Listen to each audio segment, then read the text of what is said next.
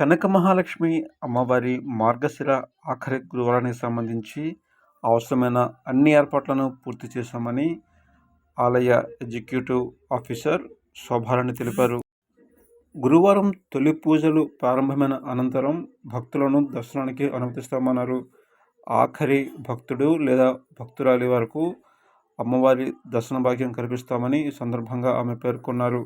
మధ్యాహ్నం అర్ధగంట, సాయంత్రం పూజా సమయంలో అర్ధగంట మాత్రమే భక్తుల దర్శనాలకు విరామం ఉంటుందన్నారు. ఇదిలా ఉండగా Kanaka Mahalakshmi cooperative bank chairman Kummareddy Rambabu తమ అధికారులతో కలిసి బుధవారం సాయంత్రం కనక మహాలక్ష్మి అమ్మవారిని దర్శించుకుని ప్రత్యేక పూజలు చేశారు. ఈ సందర్భంగా ఆయన జేకే న్యూస్తో మాట్లాడుతూ, అమ్మవారి ఆశీస్సులతోనే కనక మహాలక్ష్మి కోఆపరేటివ్ బ్యాంకును విజయవంతంగా నిర్వహిస్తున్నామన్నారు.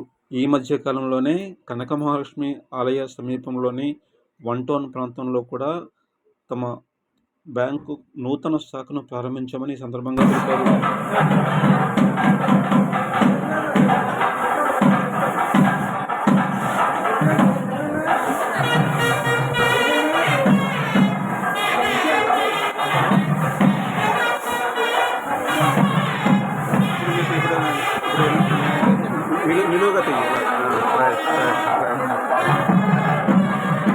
फोटो दिया